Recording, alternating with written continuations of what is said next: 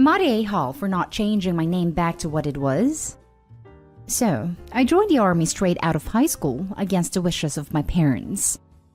Basically, they thought I was just having a semester off after high school before going to college. And since I have a late birthday, late August, I waited until I was 18 so I could do it without them knowing. The day before I shipped out for basic, I sat them down and told them I was leaving for a little while and that I'd joined the Army Reserve. My parents always hated the idea of me going, and always berated me when I brought it up. I left for basic, and after I finished basic, during my 30-day leave, I called home and asked them if I could stay with them. I knew they were probably still mad, but I didn't expect them to say, "I don't have a son," and hung up. Fast forward 3 years, I'm in college, live in a big city, and have a lovely girlfriend who I live with. My parents came to visit me, and they profusely apologized and wanted to be in my life, and I foolishly accepted. I had changed my name after AIT. For those not in the military, basically you choose a certain job and after basic training you have to report for job training. So if you're an infantryman, you'd go to infantry school. I changed my name because I wanted to leave my parents in the past, since they obviously didn't love me like they said they did. A few weeks had gone by and they would always call me by my old name and not my new one. When I corrected them, they always shrugged it off. Finally, they sat me down and asked me if I would change my name back. They felt I owed it to them since they raised me and yada yada. I told them they were the ones who left me in the dust, and that I'm proud of my new name. Can't really explain it, but I feel like my new name is just a better me, and that I have worked hard for it. They called me selfish, and said if I really forgive them, I have to show it. And I told them I don't owe them jack and told them to get out. Haven't spoken since. My girlfriend thinks I'm being a bit excessive. Am I? Edit. I feel like I may be the a-hole because I kicked them out of my house for something small, as my girlfriend put it. I don't think I was being unreasonable, but my girlfriend does. Absolutely not an a-hole. Sorry, but this is a bit of a silly one. They don't like your life choices, so they dump you. You leave your past behind and move on. They ask for forgiveness, which you do, but then demand you return to your past self? They're the ones who are selfish. They're the ones who are unreasonable. If they were truly sorry and wanted to move on, they would understand you. I guess, but is it really worth my relationship with them? I love them to death despite what they think of me, and I do want them in my life. Then that is something you have to work on with them. It doesn't mean you have to give in to demands. Relationships are a two-way thing. You all need to work on rebuilding this. As much as you love them and want them in your life, you should realize that yes, they're your parents, but they also did a really horrible thing to you that doesn't deserve dropping and rolling over, just because they gave birth to you. Sometimes parents are kind of horrible people. It's up to you how much you're willing to put up with it. Is it really worth my relationship with them? This is the question you need to answer yourself. It may be the same question but reversed. Is having a relationship with them worth having to deal with them in such situations? Not the whole. Forgiveness never needs to be proven. When people make and then act on a decision, they are, at that moment, accept any and all consequences for that decision. In other words, they made this bed. Now they have to sleep in it. And I'm so curious. Why were they so against you joining the reserves? In my opinion, joining the military is an honorable choice, and a smart one. Especially if you want to go to college, as they'll pay for it. Do you plan on going active duty and going to OCS, Officer Candidate School, after you get your degree? This isn't about the name. They want to go back to how things were. You with your old name and in your old dependent position. And let's all forget about the part where they disowned their teenage son for a career choice. You can forgive, but you have no obligation to forget. Still less to let them move back into that position. You're absolutely not an a-hole to say. If they want a relationship, it has to be on new terms, where they accept you are an adult and don't berate you for your life decisions, starting with your name. Not the a-hole. Now for the next story. Am I the a-hole for saying I have no siblings when I have a half-sister? I'm 23 female, was born about 2 months after my mom found out my biological father had gotten another woman pregnant. My half-sister, Lucy, was born 3 months after me, and that crap was tough. Kids would ask questions and tease me about it. Teachers would make a huge deal out of it, and would then say she was my best friend and make us sit together every class and do school projects together, up until we were 10. My biological father never cared. He would always dismiss that it was hard. He would tell me a sister was a better gift than being popular anyway and stuff like that, and that I should be proud to have such a cool family. He never truly got over my mom, and he wanted to get back with her, but he also hoped if they got back together, she would take Lucy on too. This was despite him actually marrying Lucy's mom. When it didn't work, he did his best to make us a united family. He would even make us celebrate our birthday between hers and mine. So I always had my birthday acknowledged at his house way late while she got an early birthday. And parties there had to be shared, and even though I didn't want to celebrate, he and Lucy's mom would force me to. But I hated it so much. I knew what he had done. I knew it was messed up and it never went away. One time, I told him I needed to apologize to my mom in front of everyone, so they wouldn't say horrible things about her anymore. I was 12 at the time, and he told me not to be silly, and it was in the past. I ended up choosing not to see him anymore when I was 16, and I haven't seen him since. Lucy tried to keep in touch, but it always made me so uncomfortable being around her. She was shoved down my throat so much, and I was teased about her in our situation, and I never ever developed a relationship with her. Maybe I did when we were kids, but I can honestly say as an adult, I do not miss her in my life, and I told her I wasn't interested in a relationship. I don't tell new people I meet about her. I've always said I have no siblings. A few people close to me get told eventually, but only because I don't like to continue to hide something like that from the people I care about. Anyway, she recently started working with some friends of friends, and we ran into each other through them. Which she then brought up the fact we're half-siblings, and one of the friends of friends said I always said I had none.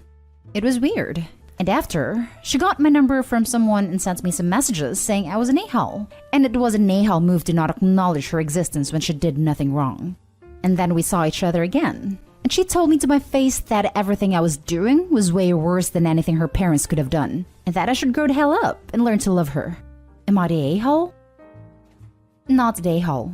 Your half-sister is not at fault for being born, but she can't demand to be loved by you. Love doesn't work like that. Your dad and stepmom are really messed up. They prevented you and Lucy having a normal relationship because they forced you to play happy family. While I agree with you 100%, I think it's pretty sad that Opie's sister probably has developed that kind of love for her. Since birth, she was told over and over how they're sisters and how they should love and care for each other. And that's probably something she got to develop for Opie. And being avoided like that must hurt her a lot. Not they, Hal. But while I understand why you don't have any want in a relationship with her, I hope you understand that she is 100% not at fault for what happened. Your dad is. I can understand being upset at your father, but taking it out on her by choosing to not say you have no siblings is hard. I'd suggest saying you have a half-sister, but that you don't really have a relationship with her. I get that. I just can't deal with a relationship with her. She reminds me every time that my father decided to mess up my family and that things was harder over the years. And she will never truly get it because her core family, her parents, were together and are still together. While I had to go through the chaos of divorced parents and blended families and the messed up things people would say to me as a kid. It's not her fault, but I don't think it would be possible for me to ever truly want her in my life. No a-holes here. No a-holes here except your dad and that teacher. You and Lucy are both just the victims of circumstance. It must have been hard for both of you growing up. Your experiences and personalities are different. That means the two of you have reacted differently and have different coping strategies. You prefer not to have her in your life, or have to explain all the weirdness about having a sibling when you don't see her as a sister. She wants to have you in her life and seeks love from you because, for whatever reason, she does see you as a sister. Those two are not compatible, unfortunately. Both of you have had understandable human reactions, and I don't think you should be too hard on yourself or on Lucy for that. Of course, she feels hurt that the sister she always wanted pretends she doesn't exist. Of course, you feel awkward and threatened when the stranger you never wanted tries to get close and act like your sisters. There's no easy out to any of this. You don't owe her anything, and you must be true to yourself. But try to view her, and yourself, with compassion. Next story is titled, Am I the a-hole for telling my husband I don't want to care for his 2 children so he can see his other child? My husband, 42, and I, 26, female, have been married for 4 years, together for 6. I am an immigrant. I came in the US with a K-1 visa to marry him and never left, of course. He has 3 children, 13 male, 11 male, 9 female, from a previous marriage. My relationship with his children was always good. He's really involved in their lives and I respect that. On the other hand, my relationship with the rest of his family is bad. No one agreed with our marriage. They tried their hardest to separate us. Our age gap and the fact I'm foreign don't sit well with them, and they don't want to believe I really love my husband. Well, all their efforts pay off, as my husband's oldest son doesn't want to see me anymore, for absolutely no reason. We had a good relationship before and I don't parent any of them, but out of nowhere doesn't want to visit if I'm here. Of course, my husband is hurt by this situation. I get that. Fast forward, he decided he would see his oldest at my parents-in-law. I wasn't thrilled about it, as I know they will talk crap about me, but at least he could see his son. When he visits his oldest, I have to care for his 2 other children because he has weekends custody and they don't want to go to their grandparents' house. Understandably so. I didn't mind at first. It was just an afternoon every 2 weeks. But last weekend, he stayed a full weekend at his parents' house with his oldest. Not only his 2 other children didn't see their dad all weekend long, but he called them for like 10 minutes total, and of course they were sad. When I confronted him about it, telling him it was clearly favoritism and it wasn't fair on the other 2, he denied and said they needed to spend more time together. He then told me to not start a drama about it. I was really calm, so I didn't understand why he was saying that, but then we cut it short and moved on. But come yesterday, he says that he plans on spending a weekend a month at his parents' house, as well as spending an afternoon every other weekends. Okay, fine, but don't expect me to be a nanny all weekend long, I said. And he was like, seriously? You're my wife. You should help me. As a husband, you should try to fix the situation so we can all be home together, I said. Now, I'm well aware that as a wife and a stepmother, I should be willing to care for his children. And I'm willing to, but not for a full weekend. I don't mind taking care of them for a day, but these kids also need their father too. He was mad and called me selfish. I understand that he wants to spend time with his oldest, and I'm all for it, but I don't think he needs to spend a night there. If his oldest get all the father and son time in the world, he will never want the situation to improve and the other 2 will suffer from it as well. Now for the top comments. As his wife and stepmother, you should be willing to be a team and partner in parenting. And it clearly sounds like you are being a partner and he is not. You are far more mature than your husband. His neglected kids will see the favoritism. It's obvious. Not Dayhal, and please, think long and hard before you have any children of your own with him. I'm glad you see the favoritism, and that I don't make things up. Good thing I don't want children of my own. Most likely when he visits his son, your husband gets to sit on a couch, and not parent nor do chores around the house. Basically, he gets a pass for being a parent. He is a Nahal for letting a 13-year-old rule the family. So, he has 3 other kids, but ditches 2 of them with you and spend his time with his eldest alone? When he should be with all 3. Yeah, you're not Nahal here. Sure, there's some level of responsibility to help co-parent your stepchildren. That's what you signed up for when you married into a family with kids. But he should absolutely be there with all his kids, not just the eldest. If there's tension, he needs to be resolving it, not avoiding it by showing favoritism and leaving you to pick up the pieces. Not Nahal. This situation is not okay. Either he takes all the kids with him to his parents' house for every visit, or his 2 youngest stay with their mother while he visits his oldest. You are not a live-in nanny, and this is not something you signed up for. Now for the last story. I'm not a-hole for planning for my daughter to be the only kid to have a private bathroom in the house we're going to build. My husband, 41, and I, 37, have wanted a new house for quite some time. After much discussion and realization that none of the homes we looked at fit our tastes, we decided to take on the project of having our home custom built. We are a blended family. I have a 14-year-old daughter and a 10-year-old son. Meanwhile, my husband also has a 14-year-old daughter, as well as a 15-year-old daughter. In the house we're currently living in, my husband and I's bedroom is downstairs and has an ensuite bathroom. The kids' rooms are upstairs, but there's only one bathroom on that floor.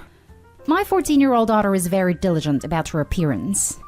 She has a lot of followers in social media. People at school always say how good she looks.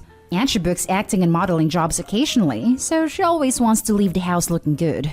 She has been very much into the YouTube and Instagram product craze, so she has a very complicated multi-step routine to getting ready. She gets up about an hour early to get ready for the day, but regardless, the bathroom arguments have become intense. Every day her stepsisters complain that they have to brush their teeth in either the master bathroom or other downstairs bathroom with no shower so they are not late. They complain that her products are all over the place, and that there are napkins, stains, whatever else, or that her hairspray smells too strong. My daughter's last name rhymes with Vane, so now her brother and step-siblings call her last name Devane when they argue. My daughter gets upset, and is very uncompromising when I suggested shortening her routine.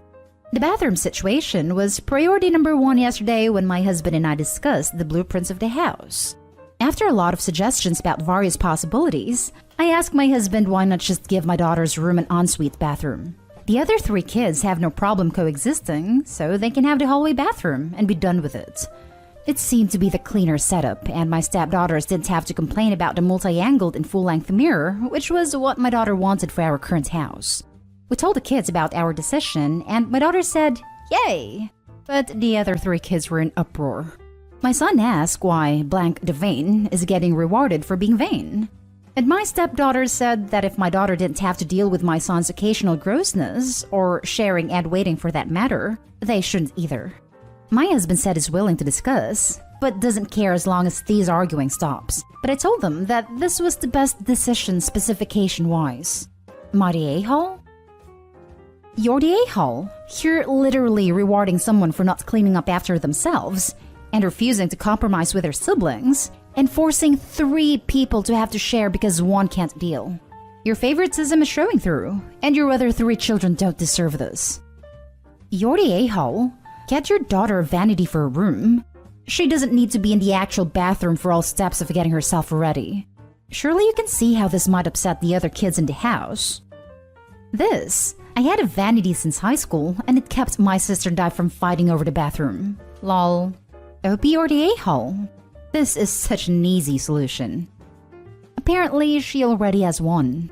She just has several products that she uses in the shower that she has to leave on for a certain amount of time, and demands to monopolize the bathroom all morning every day to do so.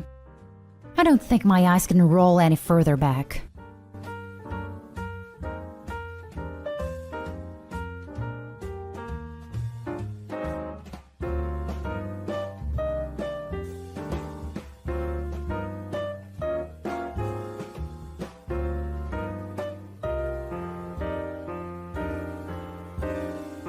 Am I the a-hole for disowning my adoptive son since he chose his people over us? I'm 44, my husband is male 40, been married for 20 years, together for 22, and our adoptive son is male 24. He's black, and we're not. I'm only mentioning this because it's relevant to the story later. This does not take place in the US, and English is not my first language. Let me give a little bit of background to the situation. About 19 years ago, me and my husband had been driving on a highway, back from a small vacation, when along a particularly long stretch of road, absolutely no buildings around, only a ton of grass and hills as far as the eye could see, we spotted a little boy just sitting by the side of the road. Like I mentioned, there was nothing around for miles, and no cars close to where the boy was, so we decided to stop and see if everything was okay. When we got closer to the boy, let's call him Jason, fake name, it was very easy to see he was dirty and malnourished, since the only thing he had on were some diapers. He was so small it didn't look like he could be older than 3, later found out he was actually 5. We asked him why he was alone, and he told us that mommy and daddy put him here and told him to wait. There was no cell signal in the area, so we did a sensible thing and brought him back to the town to the nearest police station. To make a long story short, CPS was called. We discovered his parents were some druggies that were on the run for a felony. The only other relative Jason had was his grandmother, who was very mentally ill and couldn't take care of him, and we felt bad. He went into foster care soon after, but we felt bad for the kid and kept in touch with his caseworker. I had, still do, an extremely well-paying job at a time and could easily afford a decent lifestyle for a small family. So after a few months of discussion between ourselves, the caseworker, and some bureaucracy, we formally adopted Jason. Now onto the situation. About 3 years ago, Jason's parents were released from prison on parole. They contacted him not long after in hopes of reconnecting. Prior to that, they'd sent him a few odd letters here or there, but nothing really substantial. At first, he was hesitant to talk to them, but ended up caving and meeting them for lunch one day. I'll admit that a part of me was a bit jealous and apprehensive of what could happen.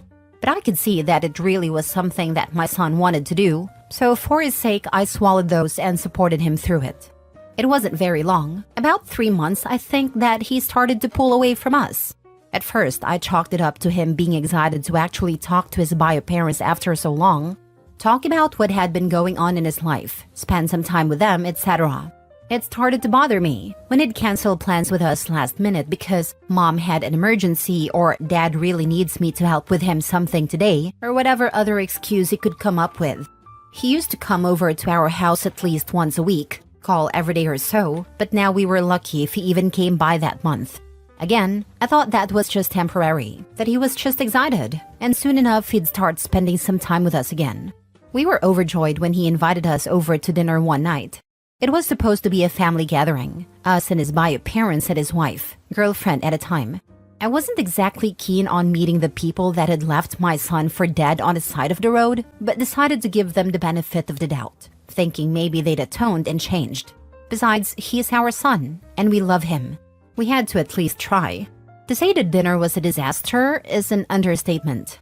His bio mom was extremely rude to me and my husband the entire night, making passive-aggressive, bigoted, and racist remarks every chance she got. His father was much the same.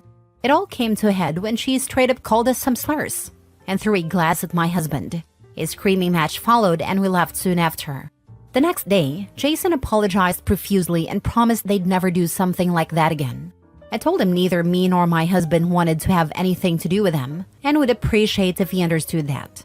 He seemed to, but continued to pull away the next few months. And that leads to what happened last week. Jason proposed to his girlfriend about 9 months back and has been preparing for the wedding since. Of course, we were overjoyed for him, but a few months went by and no invitation came. Every time we asked, Jason would say they hadn't been sent out yet and changed the subject. Well, last week my husband saw a Twitter post from one of Jason's friends, his groomsman, that went a few weeks back with the invitation in hand. We confronted Jason about it the next time he came over, only for him to drop the bomb on us that we hadn't been invited. We asked why, and he said his parents didn't want us there, and wouldn't come if we did. I was freaking furious.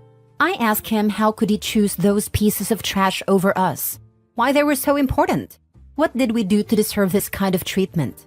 His answer? They understand me better. They're my people. At this point, my husband was crying, asking how could he do this. I've only ever been truly angry a few times in life, and this moment managed to top all of them. I threw him out right then and there and told him to never come back, that he wasn't our son anymore. I spent the rest of the day hugging my husband and trying to calm him down.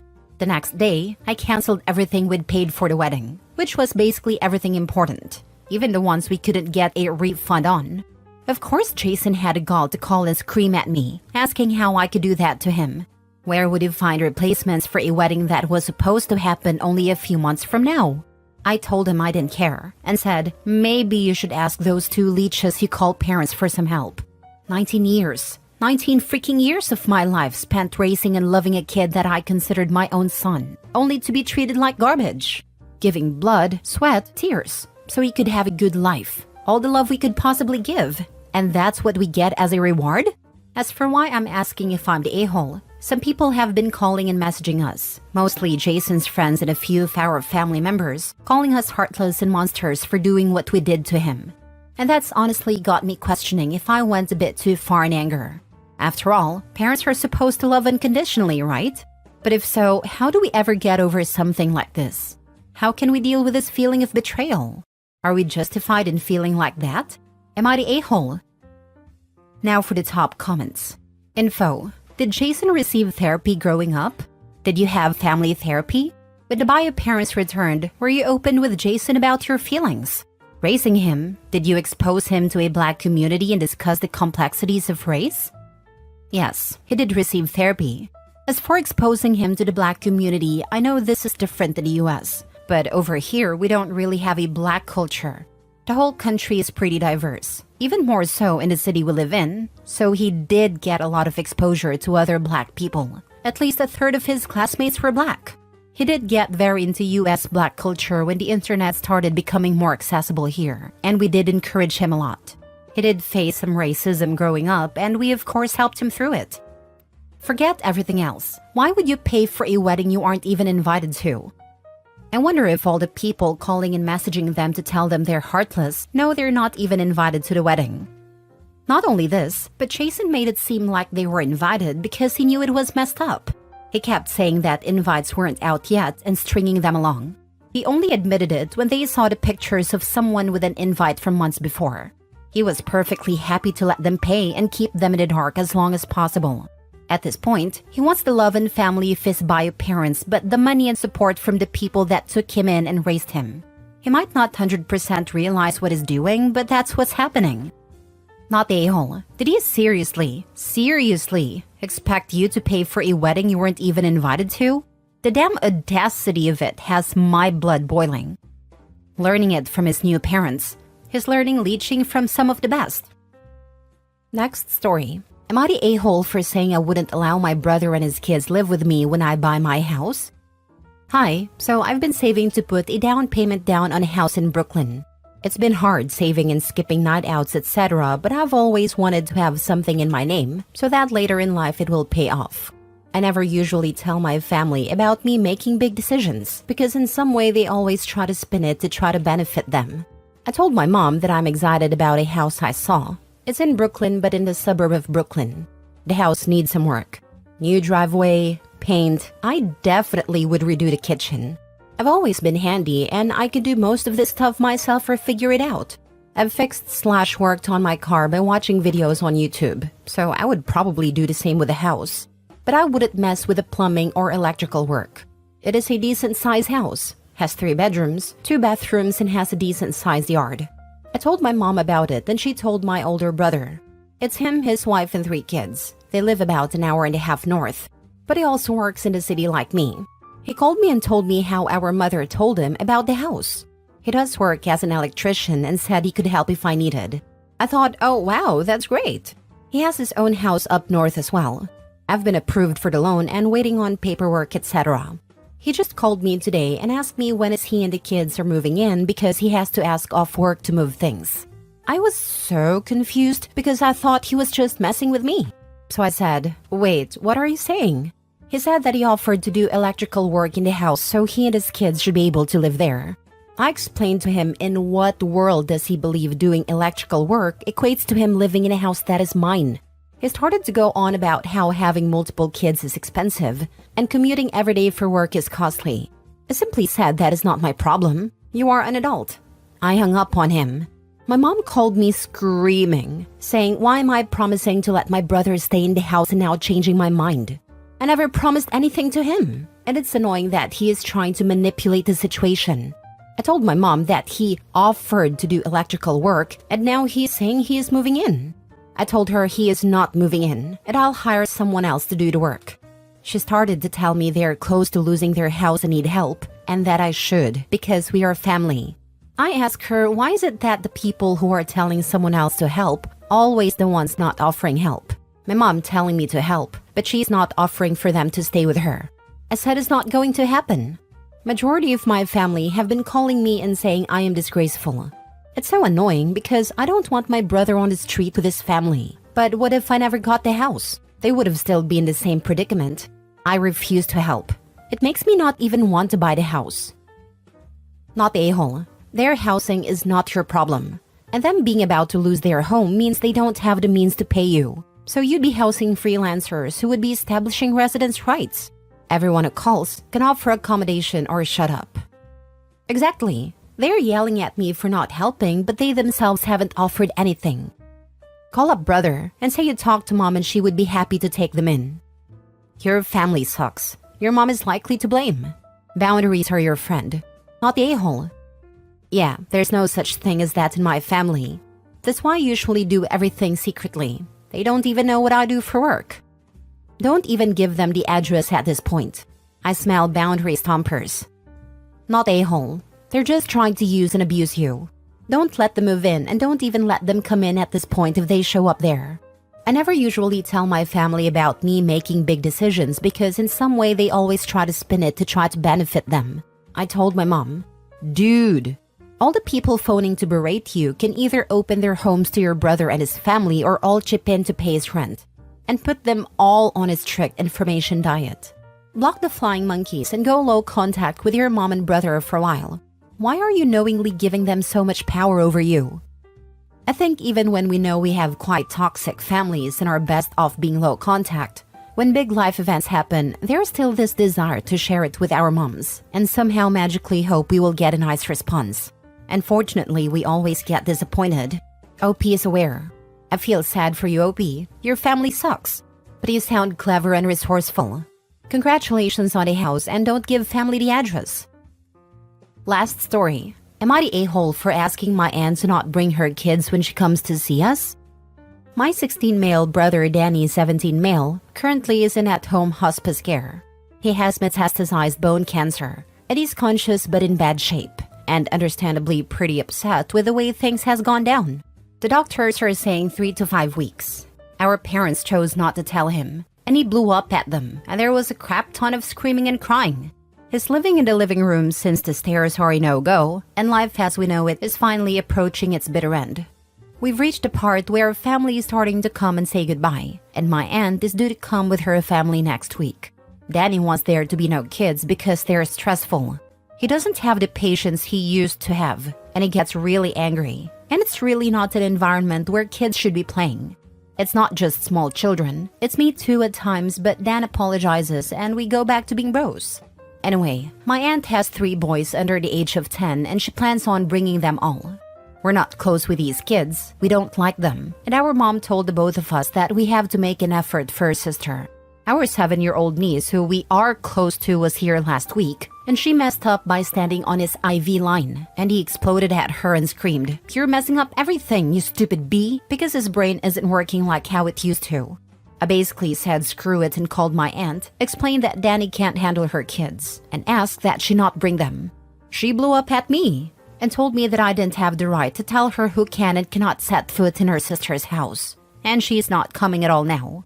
This has obviously caused a huge amount of stress in the family, and my mom had crying breakdown this morning at me, called me an a-hole and a bastard, and threw a salt shaker at me. But she's living in her own world and not doing anything, so I told her that back. Danny's out of it. My mom says I'm the a-hole and my dad is constantly working since he can't face the music. Am I the a-hole? Now for the top comments. Not a-hole. You're a good sibling. And if your parents are too caught up in their grief, at least Danny has you there to help share his needs and wants with others. Sending you and your family my very best during this unbelievably difficult time. I am so proud of Opie for voicing his brother's needs to their aunt. An absolutely courageous stand to make as a teen in such an awful situation. I hope all the love in the replies here bolsters his spirits. He's doing so well. Not a-hole. This time should be about making your brother as comfortable as possible. Yes, the family wants to visit and say goodbye, but his well-being and mental state are what matters most.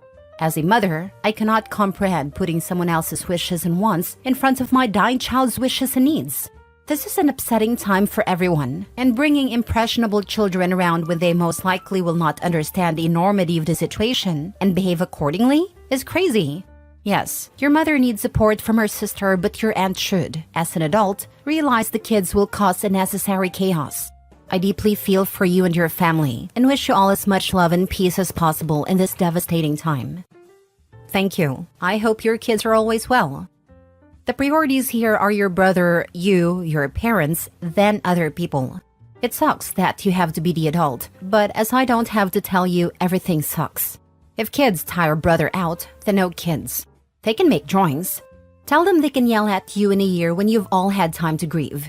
Okay, now to you. Do you have anyone, older, trustworthy, that you can bring in like today? Friends, parents, other cousins, uncles, anyone? I hear you giving Dad a pass. But no, he's not allowed to escape and work when something of this magnitude is being parked on a 16-year-old kid. Mom seems like she truly is out for now, so Dad has to help find another adult to run logistics, interference, and support. It's awful, but you're not alone.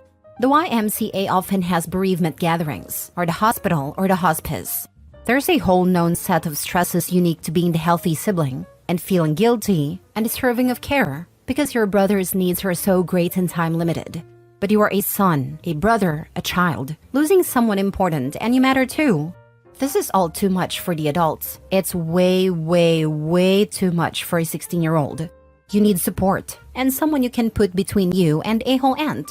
I hope for a peaceful, loving, pain-free passing for your brother and people who can envelop you and your parents, so you can be given the care and space you need.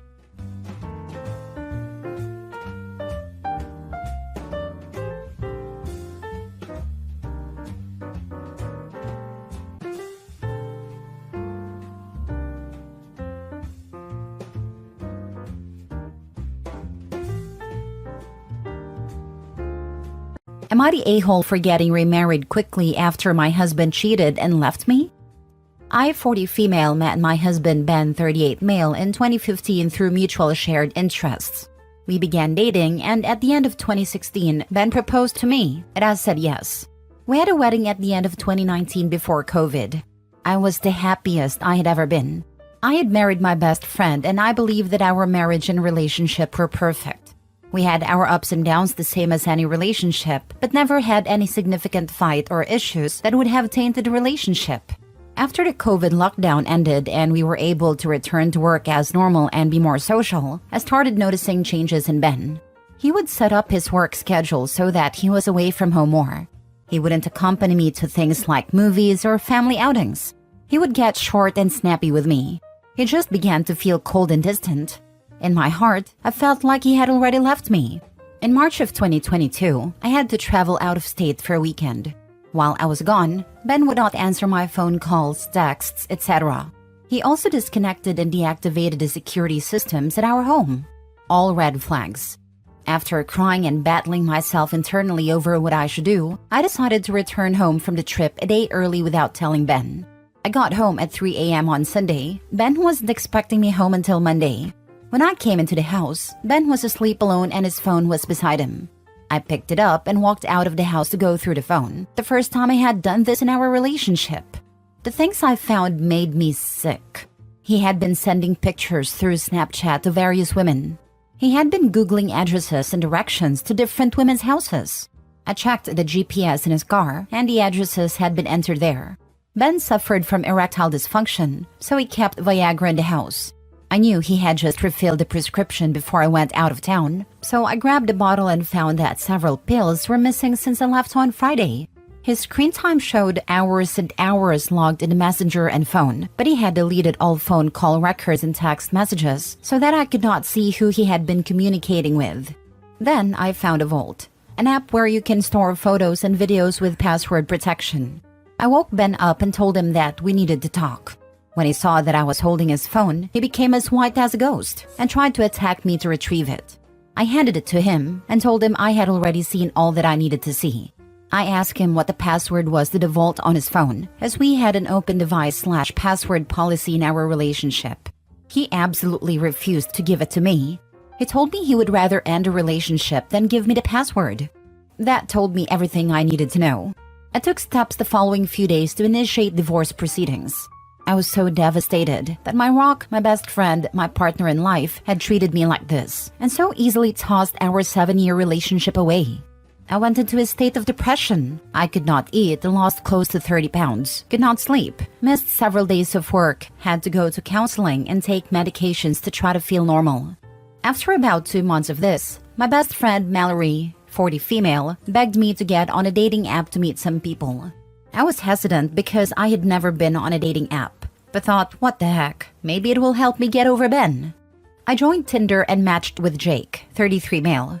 Jake and I had a lot of fun chatting with one another and eventually decided to meet in person. I was open and honest about my situation with Jake and let him know about my divorce and ex-husband. Jake thought Ben was an idiot for ending our marriage and losing a woman like me. Jake and I increasingly began spending time together and we were inseparable after a few weeks. A few months later in the summer of 2022, Jake asked me if we could be exclusive. In December of 2022, Jake surprised me and asked me to marry him. I was a whirlwind of emotions, but I said yes. Of course, this news made it to social media and that's when I began hearing from Ben again. Ben contacted me to let me know that it was embarrassing to him that I have moved on so quickly and that I was publicly engaged. He was also upset in my choice of partner as he made sure to let me know that he did not approve of Jake for me. I don't even know why he cared, because he cheated on me and ended our marriage. Jake and I got married in 2023 at a tropical destination wedding. It was beautiful, and Jake went above and beyond to make it special for me. Ben reached out to me again to let me know that I looked like the cheater in our relationship because I moved on so quickly and got remarried. So, am I the a-hole for moving on and remarrying quickly after my ex-husband cheated on me and left me? Now for the top comments. Not a-hole. Stop harassing me. If you are that concerned about my reputation, I'll happily share the screenshots to clear up who cheated. Yep, perfect social media post.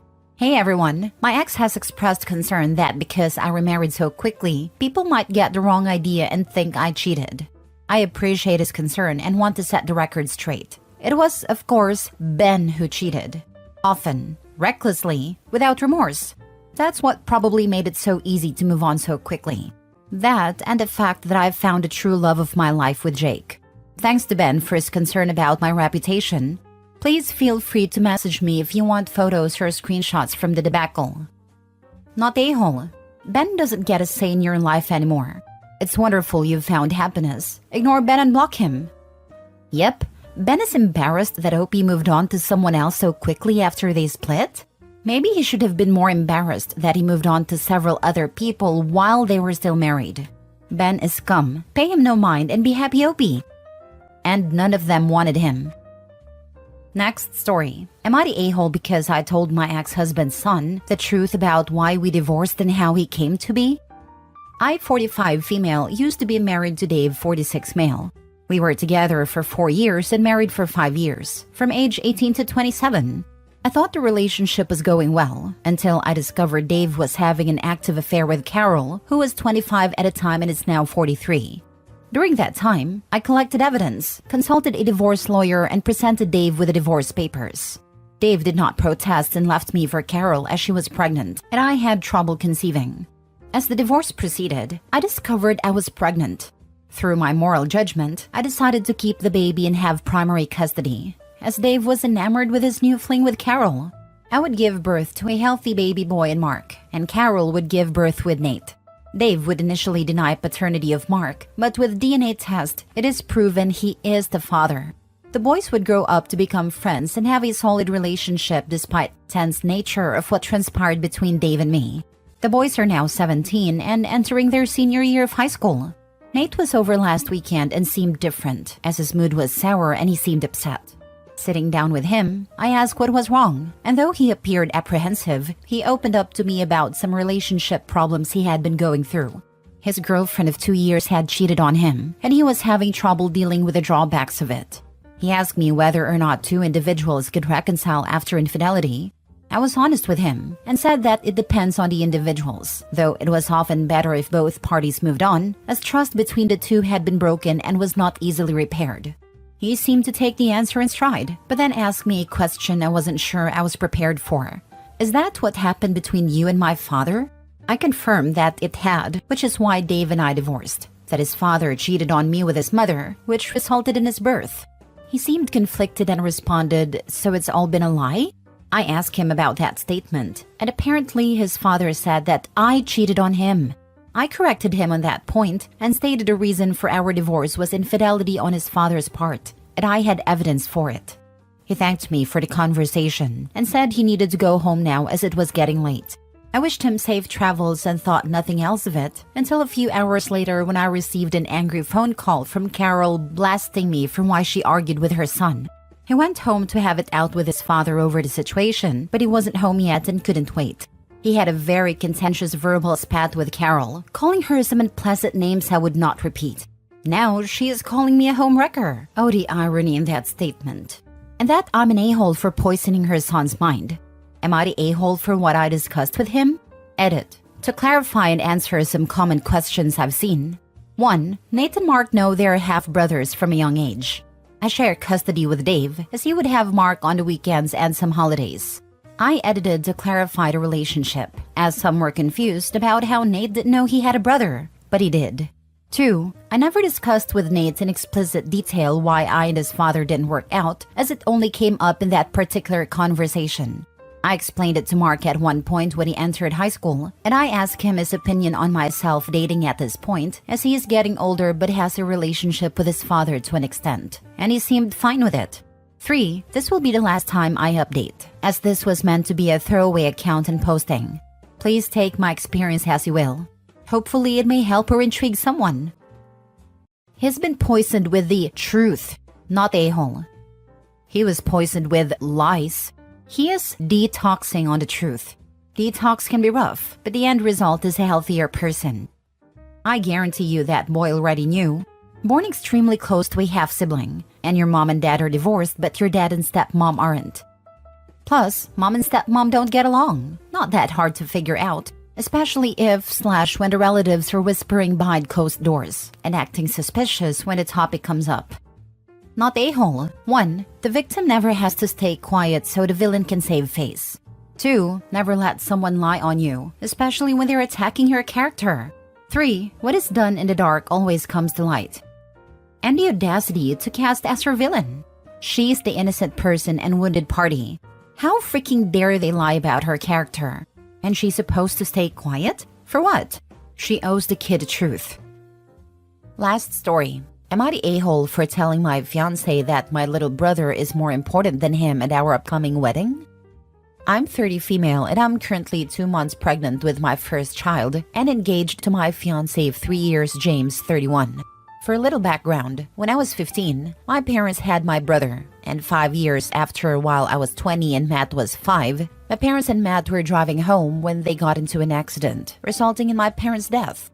After the accident, I was completely destroyed and devastated, but I had to pull myself together to be there for my brother. And the following month, I buried my parents, and with the help of my aunt and uncle, I applied for guardianship of my brother. It took about 7 months before I was approved. I had to get a stable job/income, which I did. Proper housing for me and my brother, which I did by using money from my inheritance to buy a house, and other little things. But in the end, I got my guardianship of my brother. It was hard at first, working while looking after my brother. It's easy now, but there are still its ups and downs. But I would do it all over again for my brother. I met my fiancé when I was 27 at a gathering and we just clicked. After 3 months of dating, he proposed to me. At first, I said no because I still have my brother to take care of. But after thinking, I said yes. And we agreed to wait until we were financially stable. In the beginning of this year, we wanted to tie the knot since I got pregnant and didn't want my baby to be born out of wedlock. And we started the preparations and the wedding is happening in October. But from what happened last week, Saturday night, it looks like there isn't going to be a wedding. There were many issues where we fought and resolved. For example, the wedding date, the date my fiancé wanted for the wedding was on my brother's birthday. I had a problem with that. I wanted to throw my brother a big party because he was turning 14. So I offered the week after, in which we argued and he even ran to his mother to try to convince me. But I stood my ground, stating my brother's birthday is important to me and him. There was a little more fighting, but we ended up resolving it. Then there were the roles I wanted my brother to play in my wedding. At first, I offered my brother to be his best man, but he said he wanted his best friend. I said okay. Then I said ring boy. He would hold the rings on a little pillow and bring it up to us. But James said he wanted his nephew. I said okay and left it. Saturday morning, I was watching this TikTok video where the bride asked her male best friend to be her man of honor, and I thought it was sweet, so I decided to bring it up to him. When he came home, I was in the kitchen while my brother was at sleepover at his friend's house that Saturday night. As he entered and sat, I said I have the perfect role for Matt. Him. What is that? Me. I thought he could be my man of honor and then both wedding parties coming out as couples. They can come out as singles. Him. What? Me. Man of honor. Or I will call it my brother of honor. It will be lovely.